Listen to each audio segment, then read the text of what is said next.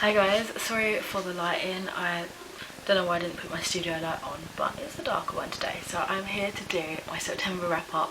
I'm really happy because I've literally just finished my last book of the month, and it has made me reach my Goodreads goal of 70 books, which is amazing. But I actually have a secret goal that I'm hoping to get to by the end of the year, so hopefully that happens. I mean, if I've got this so far, and we've still got like 3 months left, hopefully I can do it, but I'll keep the number a secret.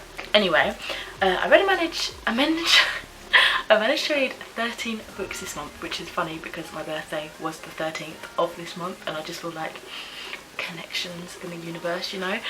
So yeah, I'm going to tell you a little bit about what I've read.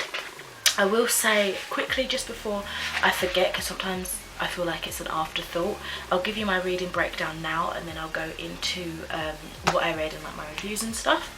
My hair looks a bit crazy just because it was a windy day. I went out and it's a windy day. So for library loans I read 3. Physical books I read 12. I didn't read any magazines, like my Womankind magazines or anything like that. Oh, I should have looked out for some of the latest issues of those, but I forgot to. I didn't read any like borrowed books from friends and family. I read 1 Kindle book, and overall, as I said, I read 13 books. So as usual, I like to start with what I read at the beginning of the month and work my way towards what I finished near the end. So let's get started. So the first thing I read was This Book Loves You. Now this was a book PewDiePie came out with a couple of years ago. I don't know if it has the exact yeah, but basically it was one of those things, you know, when it was all hyped with like the year of the duck. Why I said that? What did they say? The duck is coming or something. I used to watch PewDiePie a lot back in the day, like his videos and that, but I go in and out of like the gaming world, and then I tried to get back into him again, but he does a lot of random stuff that personally I'm just not interested in anymore. So maybe I would have liked this more if I'd have read it when I got it, but sadly I gave it a 1 star. So unfortunately my reading month didn't go in the best direction to start off with, but it got better there on out and then kind of ended kind of alright. So yeah, it's basically like, I don't even know, like a meme book. It's full of random quotes and just silliness that if you like PewDiePie you might like this. So yeah, This Book Loves You. Unfortunately I did not love this book. It did have some nice imagery, but honestly like that's it for like the pros of my enjoyment for this book. I didn't find it funny. I felt like it was very boring and overall kind of pointless, which is a shame. And I've just noticed my camera is now on the last battery, so hopefully I can whiz through these. But yeah, it wasn't for me. I'd probably get rid of this at some point in the future. After that I read something that I got for Christmas last year, and that is Horror Store by Grady Hendrix, which I gave a 3 stars. So we're following our main character who works in like, it's not IKEA because they do make reference to IKEA stores, but it's one of those sort of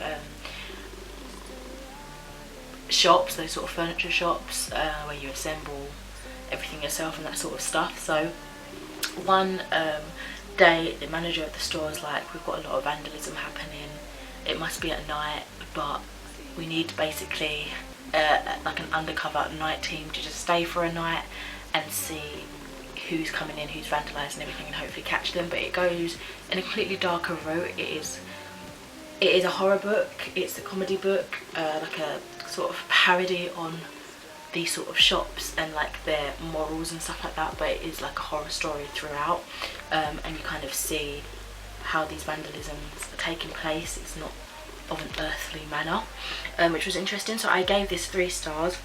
I thought it was a really great visual experience because, as you can see, the whole thing looks like an IKEA catalogue, and a few people that have glanced at it on my bookshelf had said, like when I was reading and I had it like more to the forefront or I had it on the side, they thought it was an IKEA catalogue, and they said, why are you like reading that? Because I was sitting there like, you know, I said it's not an IKEA catalogue, it's a book, a novel. And inside you've got like an actual like map of the shop.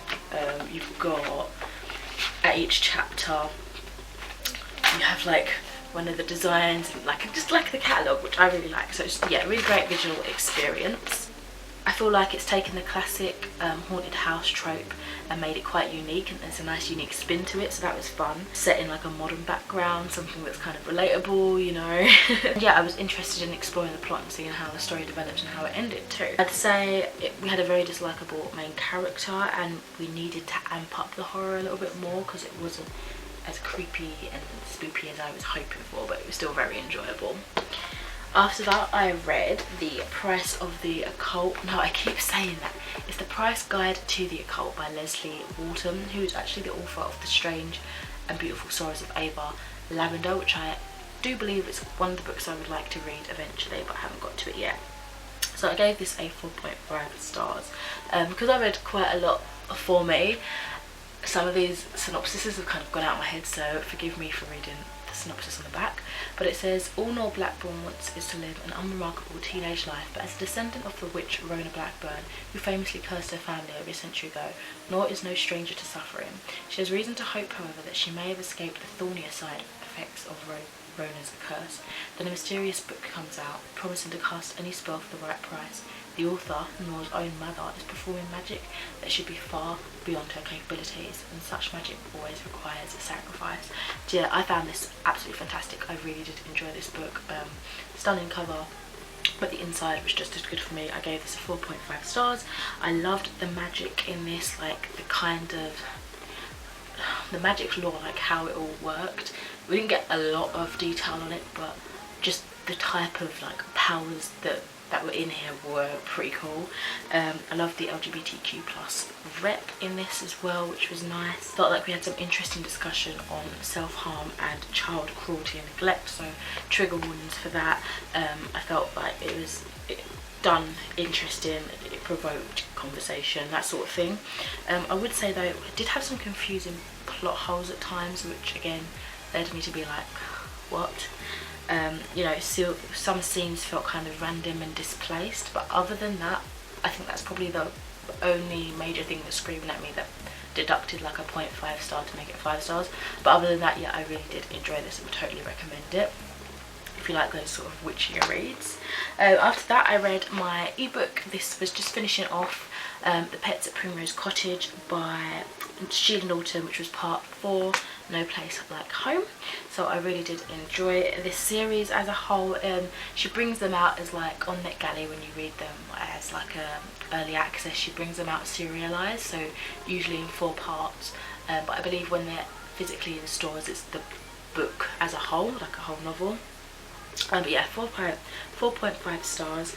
I was eager to see the outcome of the story because I read the prior 3 parts the month before, had a bit of a gap between reading the last part, read other books, so this was nice to come back to, and also as like a cleanser between like the heavier, witchier horror kind of books as well.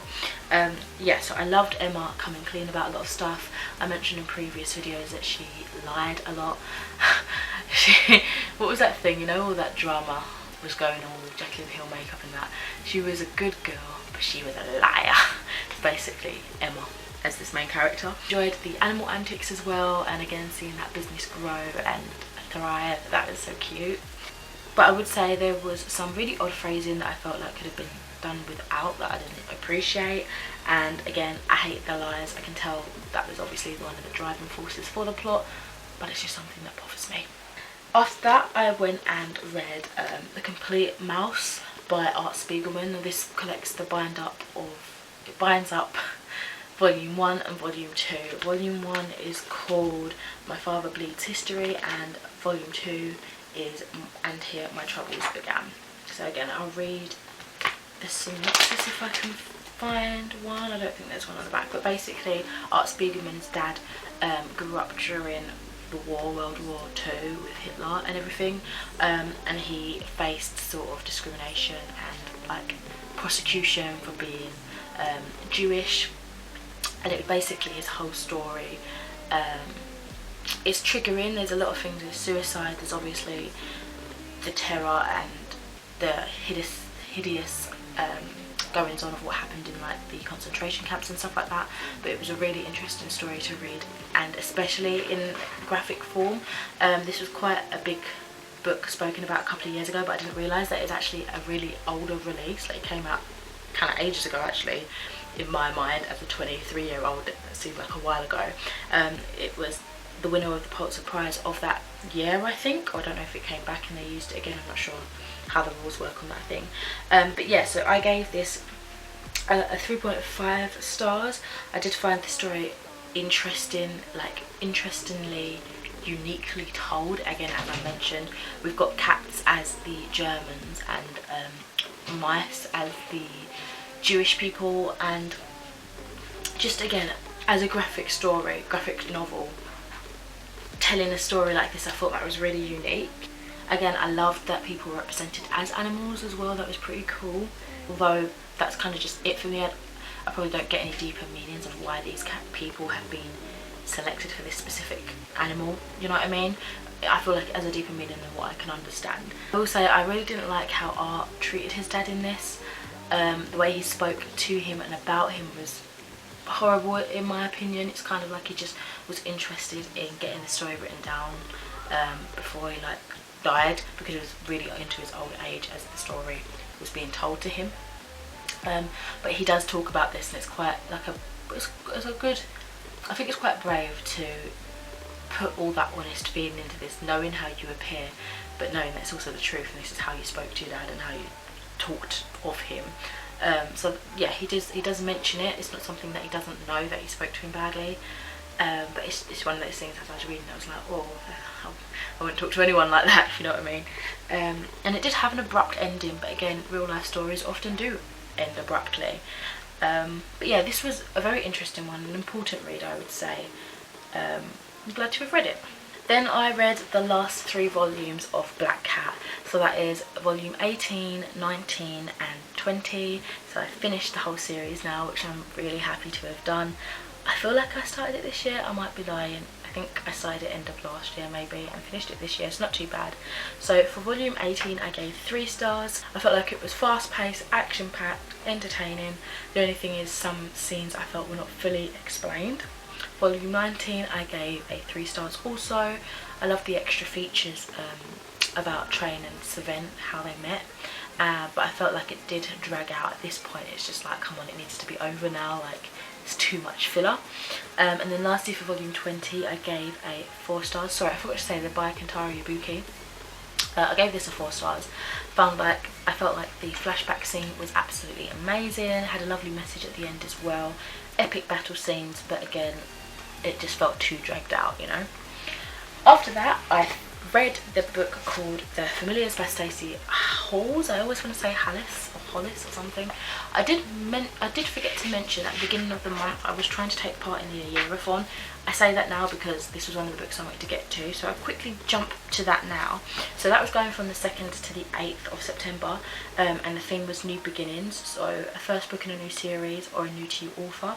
So my choices were The Familiars, The Complete Mouse, and The Price of the Occult. I managed to read The Price of the Occult, the price guide to the occult, in that first week, so that was the only book I finished for that readathon. But I managed to get to everything else that I wanted to read for the rest of the month, which was nice. So yeah, continuing on with my review now for The Familiars by Stacey Halls. This I believe was her debut novel, I think, and honestly the cover lured me. I thought it was absolutely stunning, a really beautiful cover, but inside isn't exactly what I was hoping for. I gave it a 3 stars, so it was a decent read, but it wasn't, I felt like it wasn't what it was advertised as. So I'll just read you the synopsis. It says, to have a child she will trust a stranger, to protect a secret she must risk her life. Lancashire, 1612, Fleetwood Shuttleworth is a 17-year-old married and pregnant for the 4th time. But as mistress of Gawthorpe Hall, she still has no living child, and her husband Richard is anxious for an heir. When Fleetwood finds a letter she wasn't supposed to read from the doctor who delivered her 3rd stillbirth, she is dealt a crushing blow that she will not survive another pregnancy. Then she crosses paths with a chance. Let me start again. Then she crosses paths by chance with Alice Gray, the young midwife. Alice promises to help give birth to a healthy baby and to prove the decision wrong. As Alice is drawn into the witchcraft accusations that sweep in the northwest, Fleetwood risks everything by trying to help her. But is there more to Alice than meets the eye? Soon the two women's lives will become inextricably bound together as the legendary Pendle witch trials approach. Fleetwood's stomach continues to grow. Time is running out and both their lives are at stake. Only they know the truth. Only they can save each other. So generally I was interested in the outcome. I didn't want to DNF. I don't read DNF anyway, but I wanted to know how it ended, how everything wrapped up, and what happened to our characters at the end. Again, gorgeous cover, absolutely beautiful, and I've now seen that she's got another book coming out. It doesn't sound like it's anything to do with this story, but the covers like match. I don't know if she's just going to do this thing where all her books have covers that work beautifully together but have nothing to do with each other. But yeah, I only skimmed the synopsis, so I'm not entirely sure. It wasn't witchy enough, as you can see, well, from like one book and another book later on. I had an unintentional witchy month and I went in thinking, yeah, I'm on the witch hype, let's get to some more, and it just wasn't. You know, one of the main selling points is that it's about the Pendle witch trials, and we really just see a vague outline from he said, she said. It's not really in it. You don't really get any real acts of witchcraft. You don't learn too much about the law. It's just a little bit of like hushed whispers and trials happening and things like that. More of like a political stance on it and boasting that, yeah, I've caught it. You know, it just wasn't what I was after, really. I felt like nothing really happened. It's one of those stories that didn't really go anywhere. Only had sort of minor little climaxes, but nothing to make him, nothing memorable, nothing that I will remember far later down the road. And I just didn't connect with the main character Fleetwood, who had an awesome name, but that's kind of the only awesome thing about her. So yeah, 3 stars because it was interesting. I did want to see what happened at the end, but it wasn't what I was after, really. I read a really cute one, 10 Poems About Cats, by the Candlestick Press. I got this as a little early, not an early present, but a present until our main present to each other from Maria, my friend. So our birthdays, like October's in the middle of our birth months, and we're going to a cat cafe, and she got me this little one for my actual birthday just to sort of tie us over. It's so cute. I gave this a 5 stars. Thought it was an absolutely precious collection. My favourite poem was Clyde is Dead. It's about a beloved pet passing, which was really sweet. And also the donations go to the Cats Protection, which I am a big fan of. Logan, I'm feeling the video. No! No! Stop! I don't have anything bad to say about this at all. What are you doing?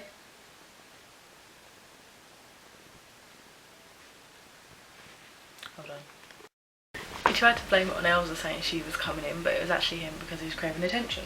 So anyway, next up I read The Poet X by Elizabeth Acevedo. I don't know if that's how you say it, I'm so sorry. I've done a full review on this actually, hopefully. Actually, it might not go up before this video, but really enjoyed this one. I won't talk too much about this because I already give you my thoughts and like the synopsis and everything in that video, but I gave it a 5 stars and I really enjoyed this. Following that, I read something that I didn't enjoy so much, and it was almost full circle of the 1 stars because I started off with 1 star, ended with 1 star, but then I read something else that kind of brought it back up a little bit, and that is Tom Cox's Help the Witch. Again, Witch, I was like, yeah, I'm in that vibe, and these two I bought spontaneously together just one day. Loved that one, didn't love this one so much. Again, like the Familiars by Stacey Halls, it wasn't what I was expecting to be inside. So Help the Witch is a collection of 10 short stories, I believe correctly, if I remember correctly. And it just, honestly, the back doesn't give you a lot of information. The synopsis doesn't really give you a lot of information. It just tells you there's 10 short stories, a bit spooky, a bit like, oh, keep you up at night, and it wasn't that at all. They were just random, kind of boring tales that didn't go anywhere.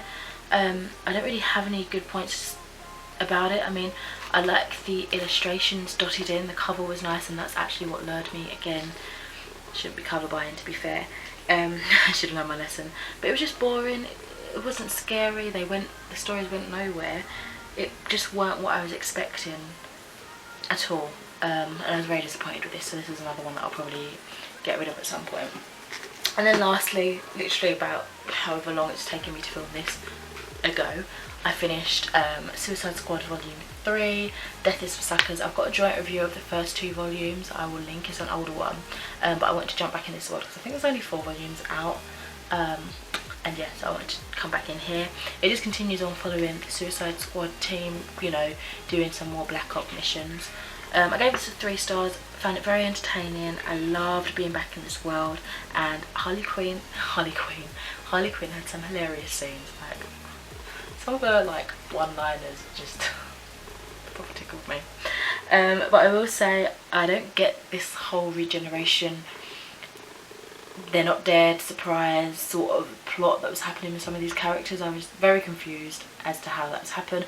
Probably would have benefited from reading or flicking through the last few pages of the last volumes just to kind of refresh my memory, even though it does give you a sort of refresher in the beginning, but still I was just like, how did we get here? It has been a while since I read the last volume, so I don't know. But yeah, that wraps up my video for today. Let me know what you've been reading during September. If you have any thoughts about the books that I've read today, whether you'd like to read them, you have read them, your thoughts about them or whatever, I would love to know. So yeah, I'll speak to you in another video soon. Bye. To climb without a fall, to get